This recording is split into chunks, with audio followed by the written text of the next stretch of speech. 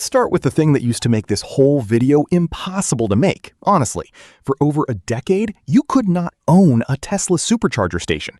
Tesla built, owned, and operated almost every single one itself, on purpose, to guarantee the reliability that made the brand's whole charging experience feel different from everyone else's. That changed in late 2025.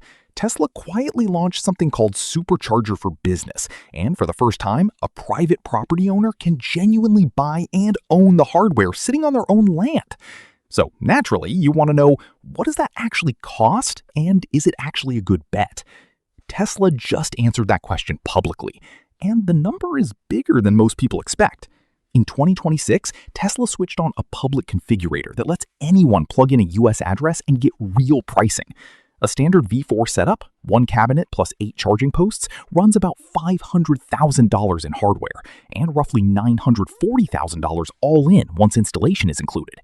That's the real current number, not a rough industry estimate. It comes straight from Tesla's own sales tool. Here's exactly what you're buying and what you're not. You own the physical hardware. Tesla handles everything else: the software, the network operations, driver support, and a guaranteed 97% uptime, the same reliability standard Tesla holds its own company-run stations to. You're responsible for site maintenance and the branding on the stalls, which can be fully white-labeled or skinned with your own company's look.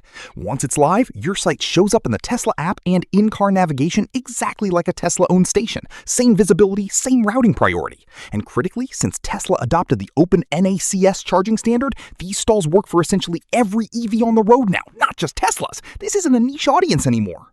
And you set your own price. Tesla handles payment processing and takes a flat cut, roughly 10 cents per kilowatt hour off the top, while everything above that is yours.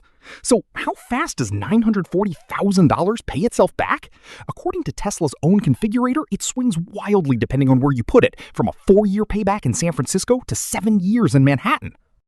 That gap alone tells you almost everything about this business. It isn't really an EV charging business. It's a real estate and foot traffic business wearing an EV charging costume, exactly like the gas station model we've covered before. The location decides the outcome more than the hardware does. And here's the honest catch nobody selling you this tells you up front. The utilization numbers baked into Tesla's own ROI estimates, 300 to 450 kilowatt hours per post per day, assume you're a real high-traffic destination. A gas station, a travel plaza, a location like Wawa's first self-branded Tesla site. If you're a random suburban strip mall with light foot traffic, that same math doesn't hold, and industry analysts have flagged this directly. Tesla's configurator is a real, useful tool, but it's also unmistakably a sales tool. The rosy case is the case Tesla wants you plugging your address into.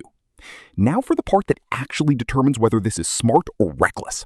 The rest of the EV charging industry is, right now, financially brutal. This isn't a side note, it's the central risk.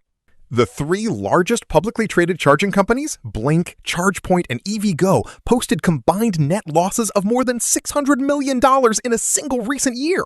ChargePoint specifically has lost over $100 million a year for 6 consecutive years, has an accumulated deficit north of $2.1 billion, and has watched its stock collapse more than 70% from its high, with a market cap that's fallen from roughly $8 billion at its post-IPO peak to around $124 million. EVgo isn't much better, a net loss of nearly $42 million on $384 million in revenue in its most recent full year, and that loss actually widened the following quarter while its cash reserves kept shrinking. That's the environment you're buying into. Building chargers has never been the hard part.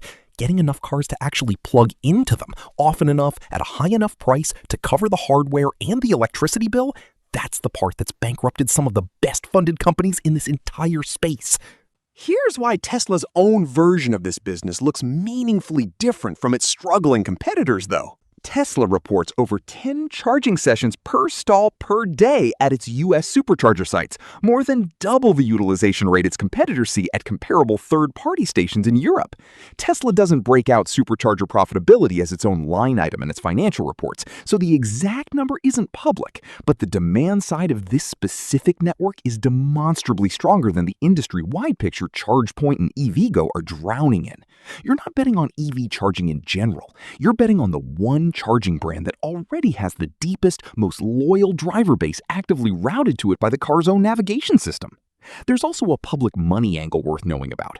Government Navy funding has been flowing into this space. Tesla and its competitors have collectively been awarded tens of millions of dollars to build out fast-charging corridors at an average cost to taxpayers of around $67,500 per port.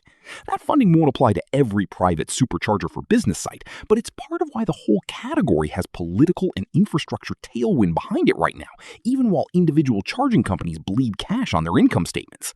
So here's the honest verdict. This is a real, brand new, genuinely ownable business. Not a scheme, not vaporware, an actual live program with real published pricing. But the 4 to 7 year payback range in Tesla's own numbers, combined with a broader industry where the biggest players are losing hundreds of millions of dollars a year, means the decision comes down entirely to one thing: whether your specific piece of land already pulls the kind of traffic Tesla's rosy utilization assumptions require. Put this at a genuine high-traffic travel stop, and this looks like one of the stronger real estate plays available to a property owner right now.